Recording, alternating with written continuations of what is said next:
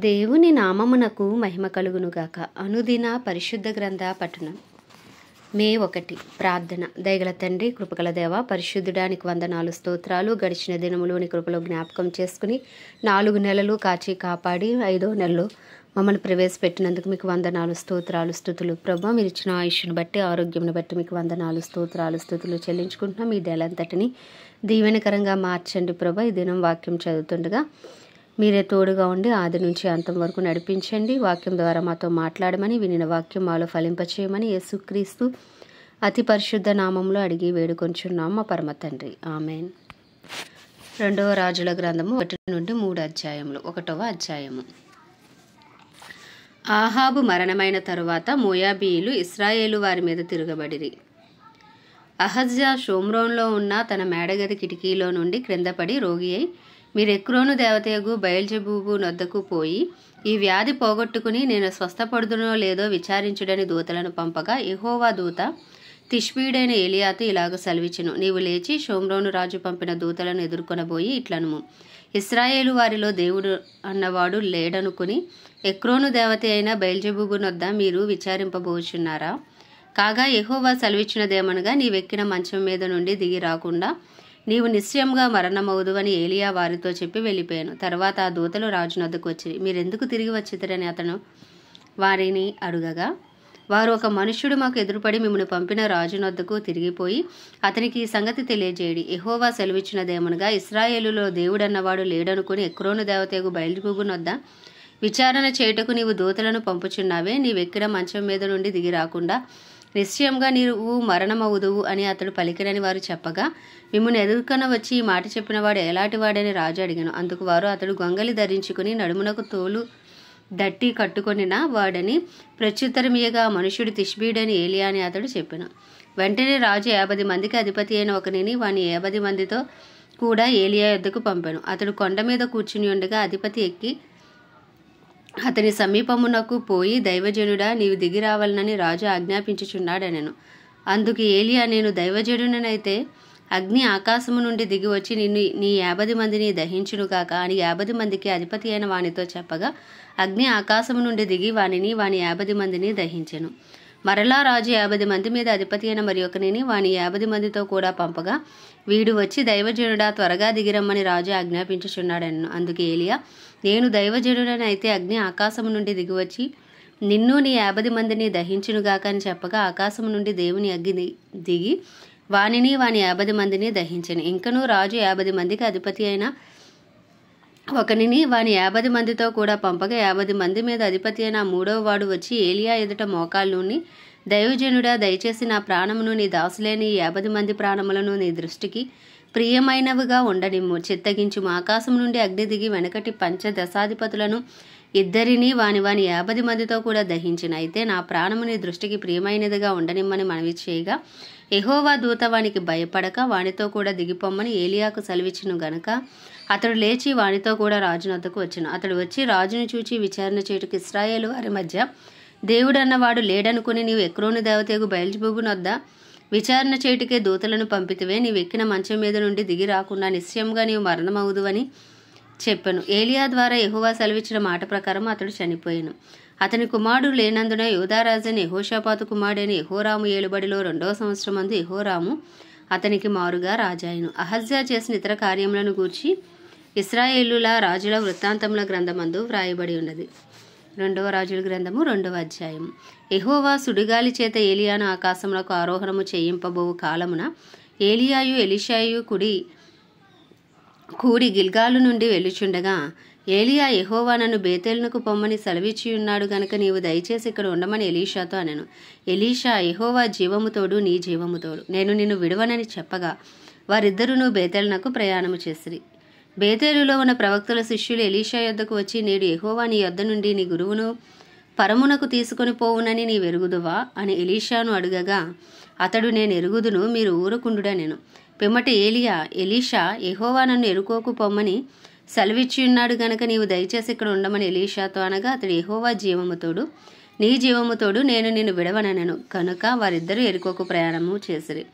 ఎరికోలో ఉన్న ప్రవక్తల శిష్యులు ఎలీషా యొద్దకు వచ్చి, నేడు యెహోవా నీ యొద్ద నుండి నీ గురువును పరమునకు తీసుకుని పోవునని నీ వెరుగుదవా అని ఎలీషాను అడగగా అతడు, నేను ఎరుగుదును, మీరు ఊరకుండుడనెను. అంతటి ఏలియా, యెహోవా నన్ను యొర్దానునకు పొమ్మని సెలవిచ్చి ఉన్నాడు గనుక నీవు దయచేసి ఇక్కడ ఉండమని ఎలీషాతో అనగా అతడు, యెహోవా జీవము తోడు, నీ జీవము తోడు, నేను నిన్ను విడువనని చెప్పాను గనుక వారిద్దరూ ప్రయాణమై సాగి వెళ్ళిరి. ప్రవక్తల శిష్యుల్లో 50 మంది దూరమున నిలిచి చూచుచుండగా వారిద్దరూ యోర్దాను నది దగ్గర నిలిచిరి. అంతటి ఏలియా తన దుప్పటి తీసుకుని మడత పెట్టి నీటి మీద కొట్టగా అది ఇవతలకును అవతలకును విడిపోయిన గనుక వారిద్దరూ పొడి నేల మీద దాటిపోయిరి. వారు దాటిపోయిన తర్వాత ఏలియా ఎలీషాను చూచి, నేను నీ యొద్ద నుండి తీయబడక మునుపు నీ కొరకు నేనేమి చేయకూరదువో దాన్ని అడుగుమని చెప్పగా ఎలీషా, నీకు కలిగిన ఆత్మలో 2 పాలు నా మీదకి వచ్చినట్లు దయచేయమనెను. అందుకతడు, నీవు అడిగినది కష్టతరముగా ఉన్నది. అయితే నీ యొద్ద నుండి తీయబడినప్పుడు నేను నీకు కనబడిన ఎడల ఆ ప్రకారము నీకు లభించును, కనబడని ఎడల అది కాకపోవునని చెప్పెను. వారు ఇంకా వెలుచు మాట్లాడుచుండగా ఇదిగో అగ్ని రథమును అగ్ని గుర్రములను కనపడి వీరిద్దరిని వేరు చేసెను. అప్పుడు ఏలియా సుడిగాలి చేత ఆకాశమునకు ఆరోహణమాయెను. ఎలీషా అది చూచి, నా తండ్రి, నా తండ్రి, ఇశ్రాయేలు వారికి రథమును రౌతులను నీవే అని కేకలు వేసెను. అంతలో ఏలియా అతనికి మరలా కనబడకపోయెను. అప్పుడు ఎలీషా తన వస్త్రమును పట్టుకుని 2 తునకలుగా చేసెను. మరియు ఏలియా దుప్పటి క్రింద పడగా అతడు దాన్ని తీసుకుని యోర్దాను ఒడ్డునకు వచ్చి నిలిచెను. ఒంటి మీద నుండి క్రిందపడిన దుప్పటిని పట్టుకుని నీటి మీద కొట్టి, ఏలియా యొక్క దేవుడైన యెహోవా ఎక్కడున్నాడనెను. అతడు ఆ దుప్పటితో నీటిని కొట్టగా అది అటు ఇటు విడిపోయినందున ఎలీషా అవతలి ఒడ్డునకు నడిచిపోయాను. ఎరుకో దగ్గర నుండి కనిపెట్టుచుండిన ప్రవక్తల శిష్యులు అతన్ని చూచి, ఏలియా ఆత్మ ఎలీషా మీద నిలిచి ఉన్నదని చెప్పుకొని అతనిని ఎదుర్కొనబోయి అతనికి సాష్టాంగ నమస్కారం చేసి అతనితో ఇట్లనిరి, ఇదిగో నీ దాసులమైన మా యొద్ద 50 మంది బలము గలవారు ఉన్నారు. మా మీద దయ ఉంచి నీ గురువును వెదుటకు వారిని పోనిము. యెహోవా ఆత్మ అతనిని ఎత్తి ఒక పర్వతం మీదనైనను లోయ అందైనను వేసి ఉండునేమో అని మనవి చేయగా అతడు ఎవరినీ పంపవద్దనను. అతడు ఒప్పవలసినంత బలవంతము చేసి వారు అతని బతిమాలగా అతడు పంపుడని సెలవిచ్చిన గనుక వారు 50 మందిని పంపిరి. వీరు వెళ్ళి 3 దినములు అతనిని వెతికినను అతడు వారికి కనబడకపోయాను. వారు ఎరుకో పట్టణమందు అగ్ని ఉన్న ఎలీషా యొద్దకు తిరిగి రాగా అతడు వెళ్ళవద్దని నేను మీతో చెప్పలేదా అని వారితో అనెను. అంతటా ఆ పట్టణపు వారు ఆ పట్టణం ఉన్న చోట రమ్యమైనదని మా ఏలినవాడవైన నీకు కనబడుచున్నది గాని నీళ్లు మంచివి కావు, అందుచేత భూమియు నిస్సారమై ఉన్నదని ఎలీషాతో అనగా అతడు కొత్త పాత్రలో ఉప్పు వేసి నా యొద్దకు తీసుకుని రండని వారితో చెప్పాను. వారు దాన్ని తీసుకుని రాగా అతడు ఆ నీటి ఊట యొద్దకు పోయి అందులో ఉప్పు వేసి, యెహోవా సెలవిచ్చినదేమనగా ఈ నీటిని నేను బాగు చేసి ఉన్నాను గనక ఇక దీని వలన మరణము కలుగకపోవును, భూమియు నిస్సారంగా ఉండదు అనెను. కాబట్టి నేటి వరకు ఎలీషా చెప్పిన మాట చొప్పున ఆ నీరు మంచిదై ఉన్నది. అక్కడి నుండి అతడు బేతేలునకు ఎక్కి వెళ్ళెను. అతడు త్రోవను పోవచ్చుండగా బాలురు పట్టణంలో నుండి వచ్చి, బోడివాడ ఎక్కిపొమ్ము, బోడివాడ ఎక్కిపొమ్మని అతని అపహాస్యము చేయగా అతడు వెనుకకు తిరిగి వారిని చూచి యెహోవా నామమును బట్టి వారిని శపించెను. అప్పుడు 2 ఆడు ఎలుగుబంట్లు అడవిలో నుండి వచ్చి వారిలో 42 బాలులను చీల్చివేసెను. అతడు అచ్చటి నుండి పోయి కర్మేలు పర్వతమునకు వచ్చి అచ్చటి నుండి పోయి షోమ్రోన్నకు తిరిగి వచ్చెను. 3వ అధ్యాయం. ఆహాబు కుమారుడైన యెహోరాము యూదా రాజైన యెహోషాపాతు ఏలుబడిలో 18వ సంవత్సరమందు షోమ్రోన్లో ఇశ్రాయేలు వారికి రాజే 12 సంవత్సరములు ఏలెను. ఇతడు తన తల్లిదండ్రులు చేసిన ప్రకారము చేయక తన తండ్రి నిలిపిన బయలుదేవతా స్తంభమును తీసివేసను గాని యెహోవా దృష్టికి చెడుతనము చేయటం మానకుండెను. ఇశ్రాయేలు వారు పాపము చేయుటకు కారకుడగు నెబాతు కుమారుడైన యెరోబాము చేసిన పాపములను విడువక చేయుచూనే వచ్చెను.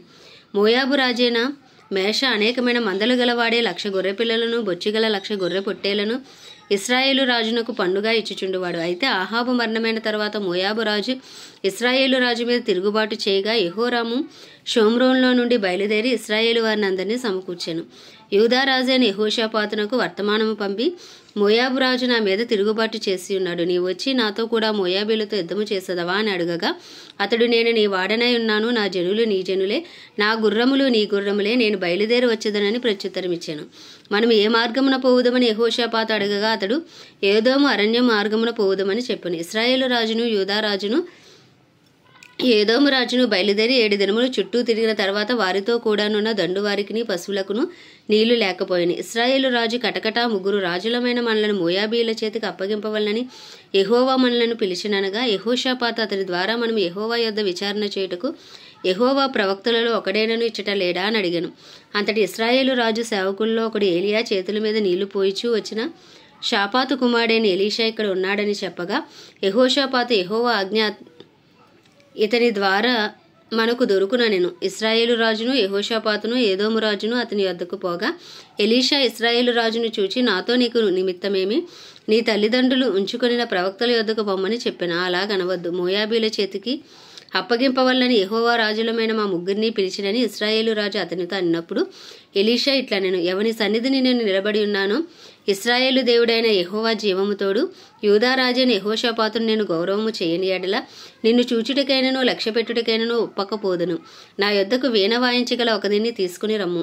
వాద్యకుడు ఒకడు వచ్చి వాయించుచుండగా యెహోవా హస్తం అతని మీదకు వచ్చిన గనుక అతడు ఈ మాట ప్రకటన చేశాను. యెహోవా సెలవిచ్చినదేమనగా, ఈ లోయలో చాలా గోతులను త్రవ్వించుడి. యెహోవా సెలవిచ్చినదేమనగా, గాలియే గాని వర్షమే గాని రాకపోయినను మీరును మీ మందలను మీ పశువులను త్రాగుటకు ఈ లోయ నేలతో నిండును. ఇది యెహోవా దృష్టికి అల్పమే.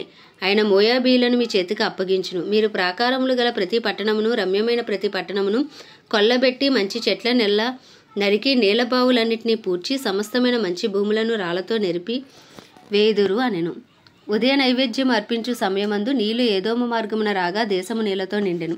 తమతో యుద్ధము చేటుకు రాజులు వచ్చి ఉన్నారని మోయాబీయులు విని అల్పులనేమి గనులనేమి ఆయుధములు ధరించుకొనగల వారిని అందరినీ సమకూర్చుకుని దేశపు సరిహద్దునందు నిలిచిరి. ఉదయమందు వీరు లేచినప్పుడు సూర్యుడు నేల మీద ప్రకాశింపగా అవతలి నీళ్లు మోయాబీలకు రక్తం వలె కనబడెను.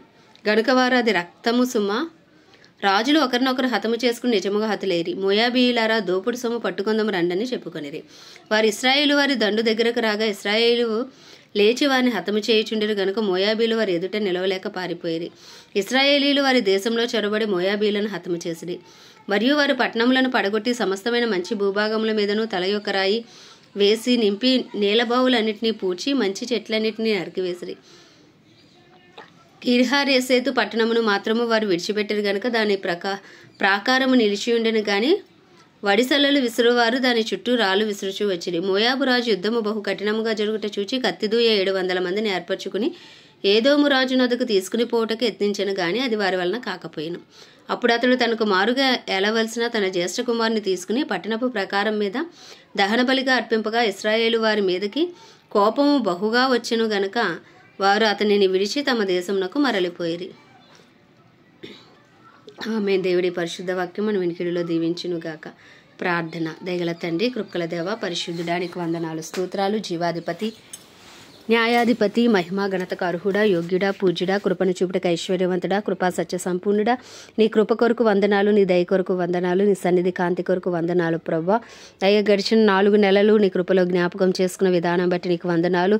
మీరు చూపిన ప్రేమను బట్టి దినదినము అయ్యా మాపై కురిపిస్తున్న మీ వాత్సల్యంను బట్టి వందనాలు. ప్రభు ఇక 5వ నెలలో ఎంత మాత్రం యోగ్యత, అర్హత, ఎన్నిక లేనప్పటికీ మమ్మల్ని ప్రవేశపెట్టినందుకు మీకు వందనాలు. ప్రభు ఈ నెలంతా నాయన అయ్యా నీకు ఇష్టలుగా జీవించుటకు కృపనివ్వండి. నీకు ఇష్టం లేని కార్యాలు ఏది మేము చేయకూడదు ప్రభా. మా తలంపులు, మా ఆలోచనలు, మా చేతలు, మా నడకలు, వినికిడి, మాటలు, చూపులు అన్నీ ప్రభా అయ్యా తండ్రి నాయన నీకు ఇష్టమైనవిగా ఉండునట్లు నీ కృపను మాకు అనుగ్రహించండి. గడిచిన నెలలు చేసిన ప్రతి అపరాధమును దయతో క్షమించండి.